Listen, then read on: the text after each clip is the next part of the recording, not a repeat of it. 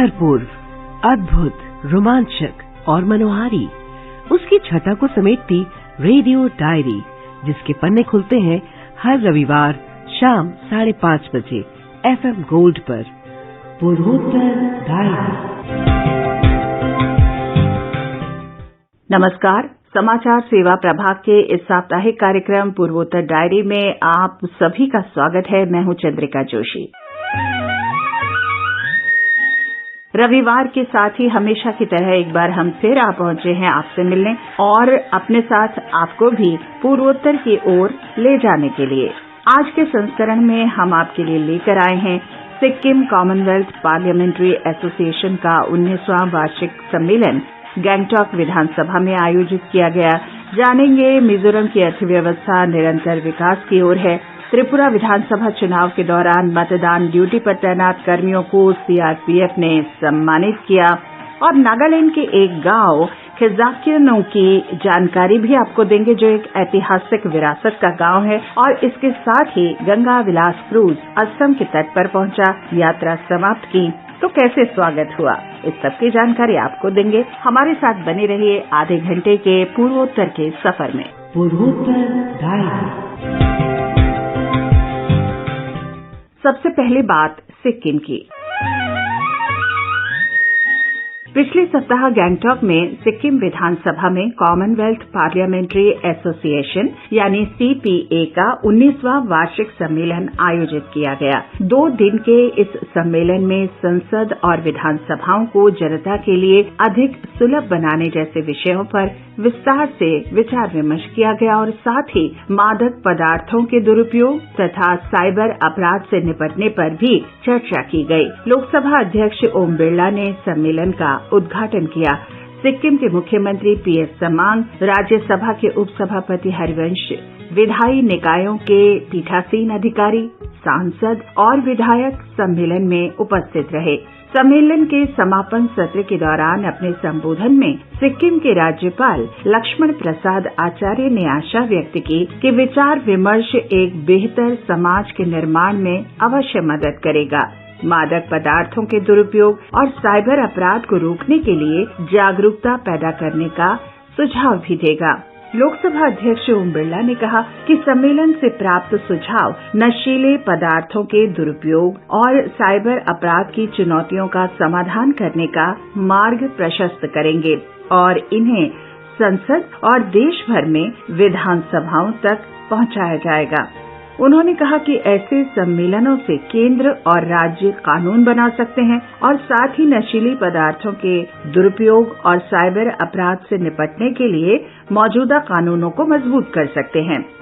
श्री ओम बिरला ने कहा कि आईटी का उपयोग राज्यों से विधायी प्रक्रियाओं को एक मंच पर एकीकृत करने के लिए किया जा रहा है, जिससे ये युवाओं के लिए सुलभ हो सके।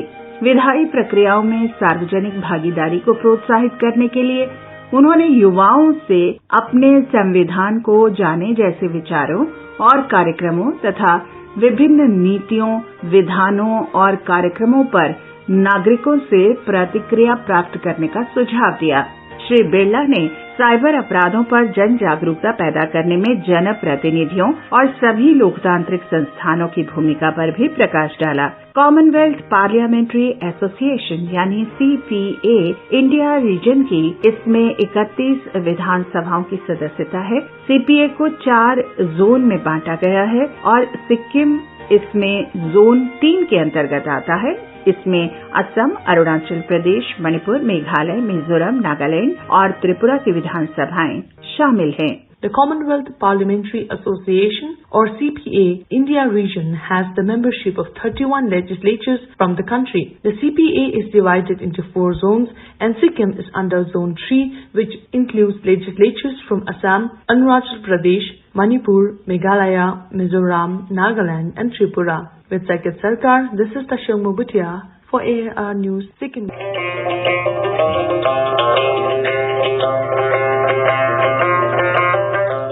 आइए अब चलें त्रिपुरा की ओर। त्रिपुरा विधानसभा के लिए हाल ही में 16 फरवरी को मतदान के दौरान ड्यूटी पर तैनात सीआरपीएफ कर्मियों के शानदार काम की सराहना की गई। सीआरपीएफ त्रिपुरा सेक्टर के एडिशनल डीजी रविदीप सिंह साही ने अगरतला में एक सम्मान समारोह में कर्मियों के कार्यों की सराहना की और विजेता कर्मियों को सर्वश्रेष्ठ एडमिरल बटालियन ट्रॉफी, सर्वोत्तम लागत प्रभावशीलता और सर्वश्रेष्ठ वित्तीय अनुशासन बटालियन ट्रॉफी तथा डीजी प्रशस्ति पत्र देकर सम्मानित किया। समारोह में श्री रविदीप सिंह साही ने अपने संबोधन में कहा कि त्रिपुरा में 14-15 साल पहले उग्रवाद से निपटने में अर्धसैनिक बलों ने महत्वपूर्ण भूमिका निभाई थी। उग्रवाद के उस दौर को याद करते हुए उन्होंने कहा कि एक समय था जब त्रिपुरा में सीआरपीएफ की 18 बटालियन थी। उन्होंने इस बात पर भी प्रकाश डाला कि सीआरपीएफ जवानों के बलिदान के कारण अब त्रिपुरा में शांति स्थापना हुई है। उन्होंने बड़ी संख्या में मतदान करने के लिए राज्य के लोगों की भी बहुत सराहना की। जैसा कि हम सभी जानते हैं, त्रिपुरा में हाल ही में मतदान संपन्न हुआ। इस विधानसभा चुनाव में करीब 90% मतदान राज्य में दर्ज किया गया। उन्होंने कहा कि ऐसा देश में कोई राज्य नहीं है जहां इतना अधिक मतदान प्रतिशत देखा गया जैसा कि त्रिपुरा में देखा गया इस बार। उन्होंने सीआरपीएफ कर्मियों की शारीरिक फिटनेस पर बल दिया और कहा कि स्वस्थ शरीर में ही स्वस्थ दिमाग का वास होता है। उन्होंने सीआरपीएफ कर्मियों को अर्धसैनिक बल के ध्वज को ऊंचा रखने के लिए अनुशासन और सटीकता के साथ अपने काम को निभाने का आग्रह किया। उनको भी हमने आज एडीजी के जो सर्टिफिकेट्स हैं वो प्रदान किए हैं। आप सबको पता है कि सीआरपीएफ का जो स्टेट में कितना इम्पोर्टेंट रोल रहा है। एक टाइम में त्रिपुरा में इंसर्जेंसी बहुत ज्यादा होती थी और सीआरपीएफ उसमें सबसे ज्यादा बटालियन उस टाइम सीआरपीएफ की होती थी।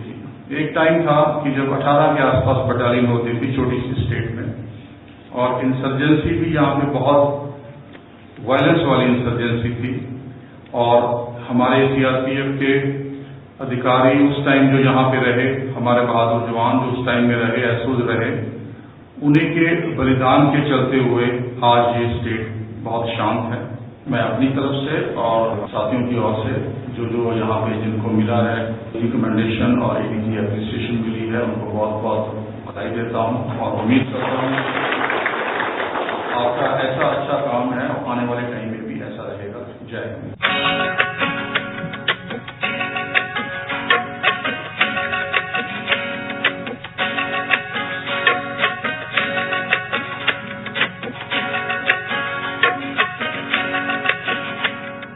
और अब चले मिजोरम।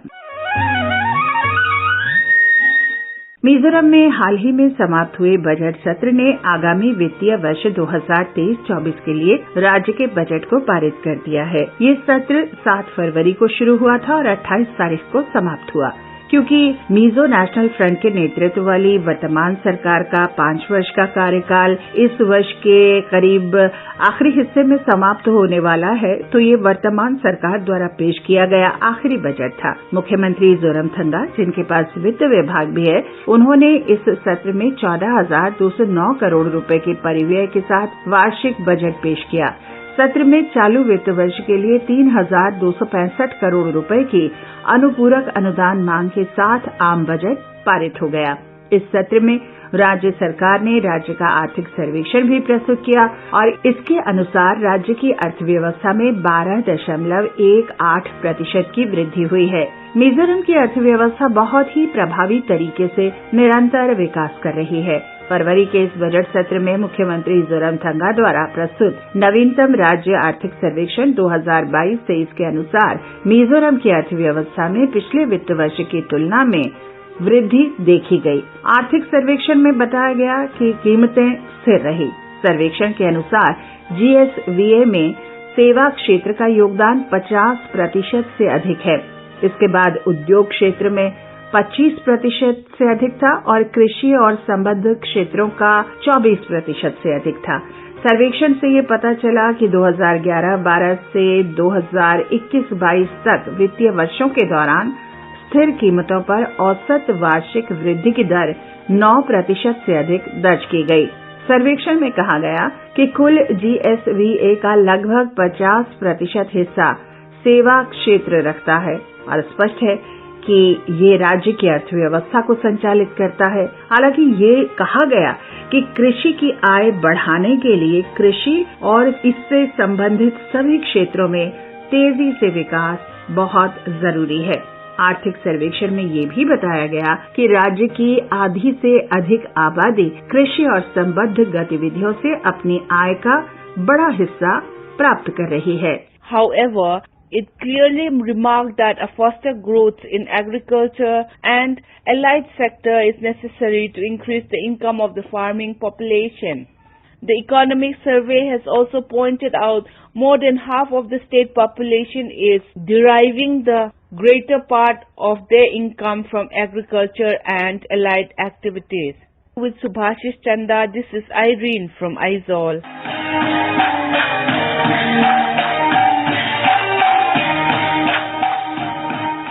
पूर्वोत्तर डायरी।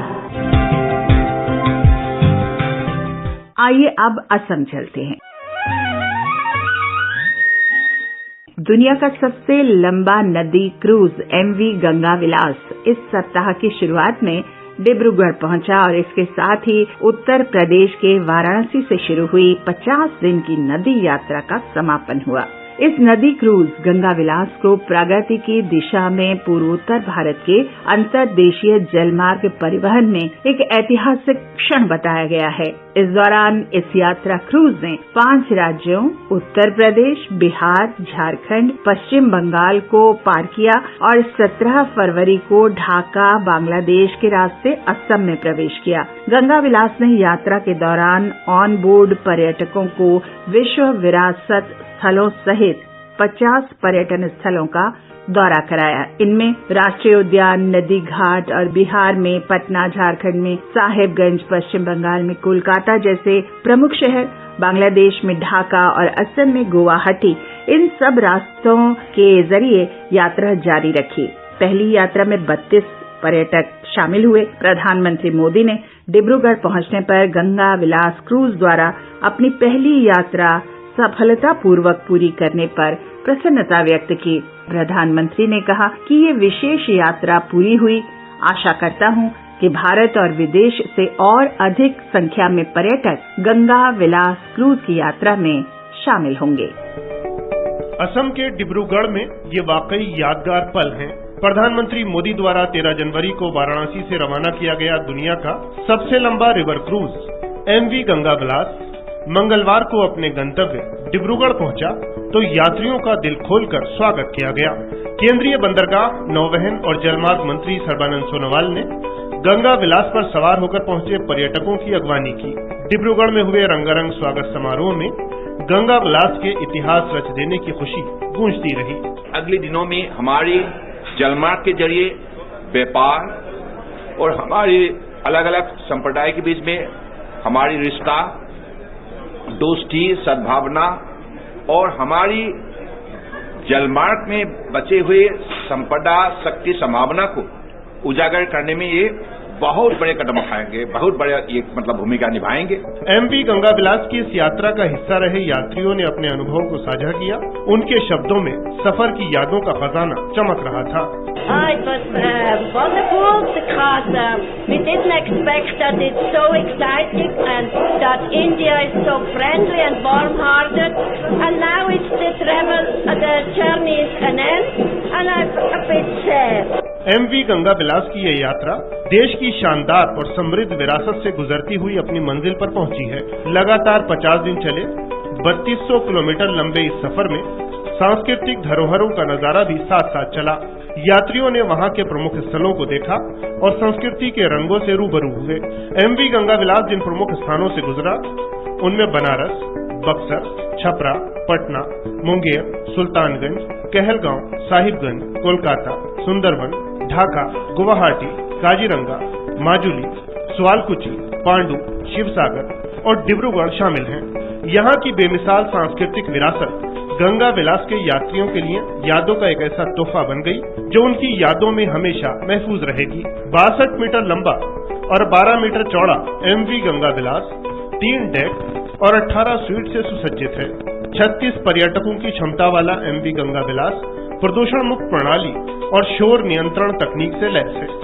भारत और बांग्लादेश में 27 नदी प्रणालियों को पार करते हुए बांग्लादेश के रास्ते असम के डिब्रूगढ़ पहुंचकर संपन्न हुई MV गंगा विलास की यात्रा रिवर क्रूज टूरिज्म को बढ़ावा देने के प्रधानमंत्री के प्रयास के अनुरूप है।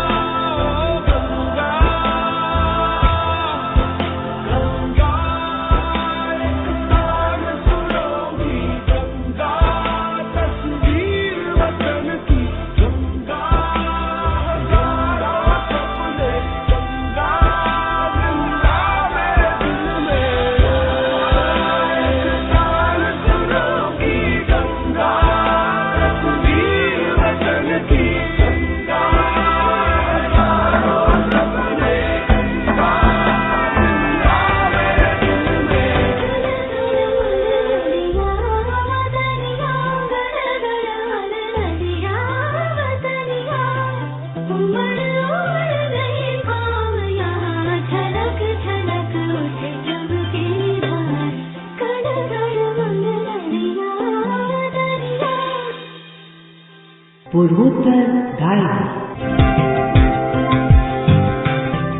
और अब जिक्र अरुणाचल प्रदेश का।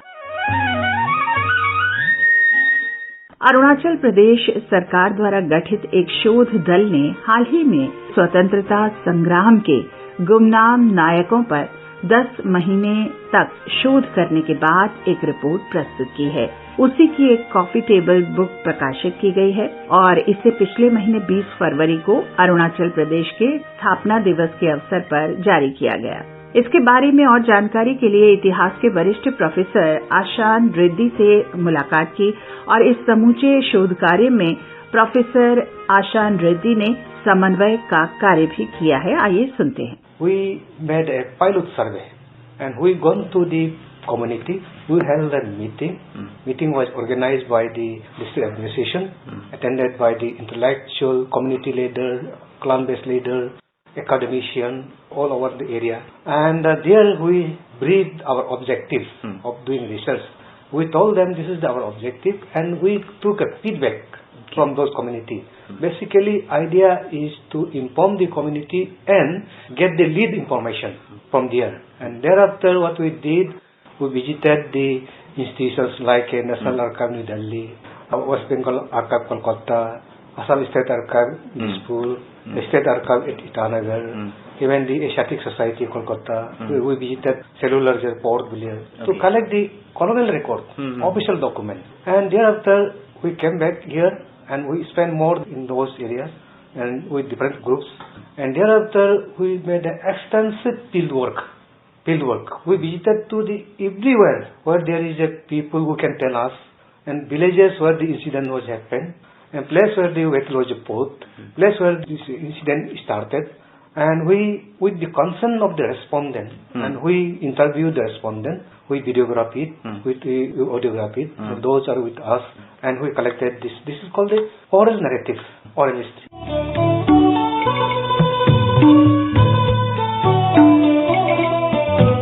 We do not totally or completely rely on the oral history. Oral sources has to be corroborated with the written sources. Therefore, we collected the books, articles, whatever published material available. You can see that lots of books are there related to that project, and we read that. And thereafter, what we did, we still were some kind of the incomplete kind of feeling was there. Then after we went to the United Kingdom, we stayed there for more than around a month, and we spent most of our time in British Library, and particularly in Asian and African section, and who collected lots of the information. Take example manuscript, then take example official correspondence, take example telegraph note, take example of parliamentary debate, take example of the map, take example of the sketch, take example of photograph. Lots of the information we collected. Not only from British Library, we visited the British Archive, British Museum, River Spitz Museum in Oxford also. And with those sources, we corroborated the oral sources. Thereafter, we come to the conclusion that these are the people who fought war against the British colonialism and attempted colonialism, and we have found in total 220 freedom fighters. And out of that, we categorize into the three. First is a freedom fighter hero, second is a freedom fighter martyr, third is a freedom fighter. And this is our finding. अब चलते हैं नागालैंड की ओर। आज हम आपको लिए चलते हैं नागालैंड के फेक जिले के एक गांव खिजाक्यनो। ये गांव नागाओं का एक ऐतिहासिक गांव है। ऐसा माना जाता है कि अधिकांश नागा जनजातियां इसी स्थान से उत्पन्न हुई थी और बाद में प्रवासन के माध्यम से ही वे सभी नागालैंड के अलग अलग भागों में पहुंची। इस स्थान पर एक दुर्लभ प्राकृतिक चट्टान है। इस चट्टान को द मैजिकल स्पिरिट स्टोन सो तावो के नाम से जाना जाता है। कहा जाता है कि अगर धूप में धान की टोकरी को उस पर फैलाया जाता था तो ये दुगना हो जाता था। असल में ये माना जाता है कि द मैजिकल स्पिरिट स्टोन सो तावो एक ऐसा सपाट पत्थर था कि अगर इसके ऊपर धान की टोकरी को धूप में सुखाया जाए तो कहते हैं शाम तक करीब करीब दोगुना हो जाता था। आइए श्री खेम्बे कुटू से इस पत्थर के बारे में और जानकारी लेते हैं। The first dweller named Koza was guided by a swallow bird to a flat stone whereby he witnessed a frog bringing a small bunch of rice and left it on the stone, which later in the evening the quantity of the rice which the frog left in the morning just doubled, and so on the stone began to produce double the quantity which was poured in the morning while collecting in the evening. So they used the stone for the said purpose daily. As civilization began to flourish, the descendants started to disagree among themselves on how to use the stone equally, which led them to quarrels and infighting. Seeing this, an old lady decided to burn down the spirited stone to prevent further differences. As the stone keeps burning, the stone bursts out. It has been told that since then the spirit left the stone. हालांकि ये भी कहा जाता है कि ये पत्थर जल गया था और जलने और नष्ट होने के बाद उसका ये आकर्षण समाप्त हो गया। इस पौराणिक खिजाक्यनो पत्थर के अवशेष आज भी अपने मूल स्थान पर संरक्षित और सुरक्षित हैं। This is Asunyo from AIR News Kohima.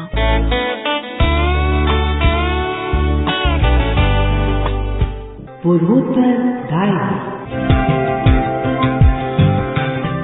और चलते चलते आपको बताते चलें कि त्रिपुरा में अगरतला अखौरा रेलवे लाइन इस साल तक पूरी हो जाने की आशा है।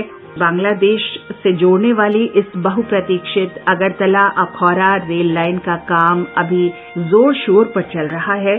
6 अलग अलग रेल लाइनें पहले ही 2 किलोमीटर तक बिछाई जा चुकी हैं, जिनमें से 4 मीटर गेज हैं और 2 ब्रॉड गेज लाइनें शामिल हैं। निर्माण कंपनी इरकॉन के संयुक्त महाप्रबंधक अनिरुद्ध प्रकाश के नेतृत्व में एक टीम ने हाल ही में निर्माण स्थल का दौरा किया। बारिश के बाद क्या हम लोग यहाँ पर सॉइल बहुत वीक थी, तो हम लोगों ने ग्राउंड इम्प्रूवमेंट यहाँ पर किया है काफी, लेकिन अभी क्या है कि कंसोलिडेशन होता है सॉइल का, वो नेचुरल प्रोसेस है, वो लगभग 1 साल लेता है, तो थोड़ा सेटलमेंट हुआ है, कंसोलिडेशन ऑफ सॉइल की वजह से थोड़ा ट्रैक सेटल हुआ है। उसका काम हम लोग ये रेक्टिफिकेशन का काम शुरू कर देंगे, मार्च में ही शुरू करने की है। अब मार्च के एंड में, अप्रैल के फर्स्ट वीक में हम लोग खत्म कर देंगे उसको ठीक करके। आकाशवाणी समाचार से बातचीत करते हुए अनिरुद्ध प्रकाश ने कहा कि अगरतला से कोलकाता तक लाइन के पूरा होने के बाद कुल दूरी लगभग 1600 किलोमीटर होगी। अभी प्रोग्रेस तो काफी अच्छी चल रही है, 85% प्रोग्रेस हो चुकी है हम लोग की 31 जनवरी तक 85। और थोड़ा फंड्स की प्रॉब्लम है हमारे यहाँ, तो फंड्स लेके हमारा हेड ऑफिस सपोर्ट कर रहा है। तो हम लोग की उम्मीद है कि जून में तो जो टारगेट डेटेड उसमें तो मुश्किल है, लेकिन दुर्गा पूजा से पहले जो है उम्मीद है कि खत्म हो जाएगा हमारा काम सारा, उसमें ट्रेन कमीशनिंग करी जा सकती है। उन्होंने कहा कि इस परियोजना के इस साल के आखिर तक पूरा हो जाने की आशा है। अगरतला अखौरा रेलवे लाइन का उद्घाटन होने के बाद भारत और बांग्लादेश के बीच व्यापार और वाणिज्य को एक प्रोत्साहन मिलने की भी आशा व्यक्त की जा रही है। 2 कंट्रीज का यह प्रोजेक्ट है, इसमें गुड्स का जो मूवमेंट है, जो आपका पोर्ट कनेक्टिविटी है, वो होगी। इसकी वजह से थोड़ा पैसेंजर्स का इंटरेक्शन होगा, जाना आना आसान हो जाएगा। सबसे मेन है कि हमारा कलकत्ता से जो अभी त्रिपुरा घूम के जाना पड़ता है, वो बांग्लादेश क्रॉस करके वो डायरेक्टली जा सकते हैं, तो समय बचेगा। जो पहले अभी लगता है 42 से 45 आवर्स, वो लगभग 16 आवर्स से 20 आवर्स में कंप्लीट हो जाएगी जर्नी बाई ट्रेन। और आइए अब सुनते हैं ये गीत।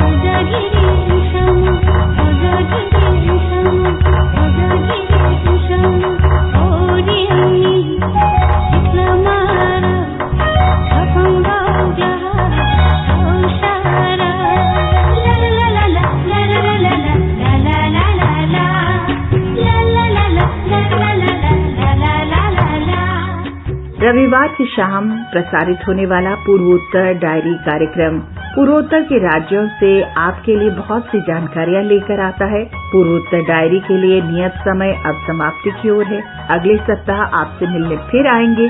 रविवार का हमें इंतजार रहेगा।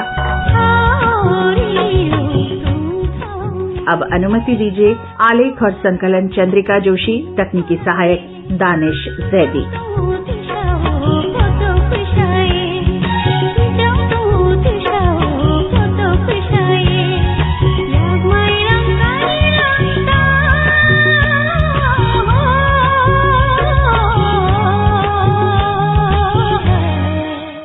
ये कार्यक्रम आकाशवाणी के समाचार सेवा प्रभाग द्वारा प्रस्तुत किया गया।